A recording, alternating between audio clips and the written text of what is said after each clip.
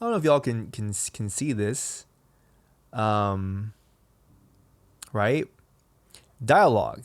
Today we were talking about dialogue, and in many cases you get messages like that where it works. It's funny, it's entertaining. There's some backstory in there, but it leaves enough like curiosity for you, the audience member, to want to know what's going on, what will happen, right? And dialogue isn't just a bunch of words put together in a sentence or two. Dialogue is the actual literal moving parts behind any story that you watch. Dialogue should do its best to convey emotion, connection, and offer clues as to what will happen next. I have something for you. It's been giving me lots of trouble.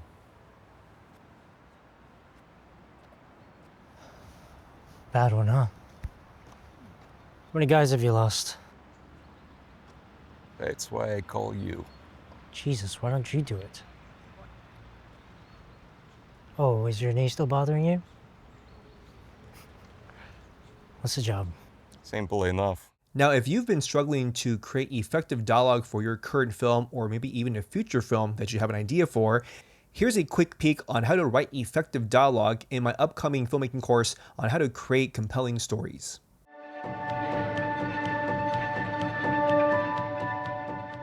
We've set the stage for our characters. We have 3 characters, each with their own problems that they're trying to solve in some way.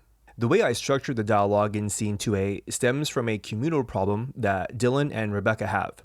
Rebecca is worried that they may not have enough time to prepare for a tournament, and Dylan is unsure if today is the best time to ask Chong for his approval to enter an upcoming tournament.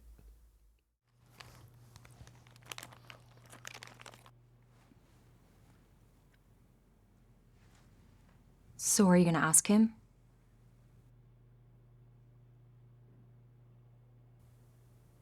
I think this is the best time to ask him. Dylan, we only have a month left. You need to ask him. Why do I have to be the one to ask him?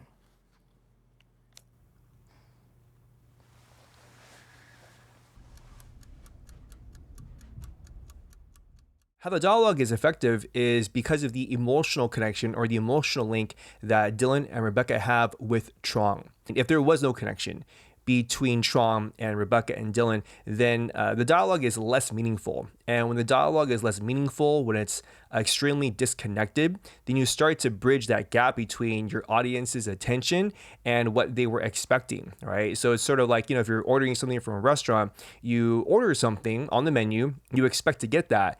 If you get something even slightly different, you're disappointed, you're less enthusiastic, and it creates friction or it creates tension between you and what you actually wanted. And in this case, with dialogue, you don't want to create friction between what your audience is expecting and what they're receiving.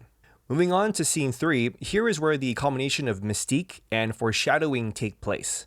Let's rewind a bit.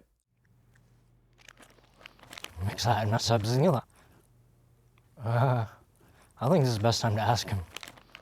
From Dylan's line, I don't know if it's the best time to ask him. We cut to a shot of the bathroom door that's closed. We can sense something is wrong, but we don't know what. Now, back to scene 3. We're inside the bathroom with Trong. Sweat all over him, and emotionally, we see a man that is going through some type of turmoil. There is no dialogue or even a monologue here. But one important thing I established was a bit of backstory to Trong through the screenplay. He's been having heart palpitations. The doctor said if he doesn't get treatment soon, it will only get worse. How does he tell his wife this tragic news? Now, before I end this video, there's 3 key things I want to leave you with that I also talk about in the module.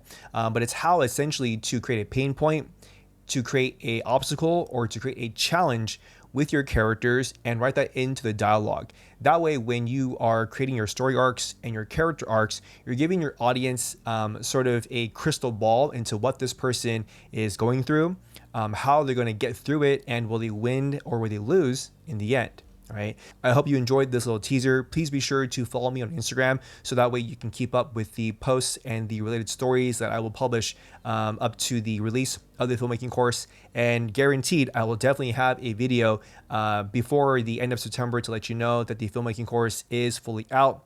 I'll have links to everything so that way you guys can get started in your filmmaking journey on how to tell compelling stories. If you haven't subscribed to the YouTube channel already, please be sure that you subscribe for notifications and all the new content coming out. Please like the video if you liked it. And remember that every day you have an opportunity to create your experience and to write and tell your own story. My name is David Lee, and I'll catch you guys in the next video.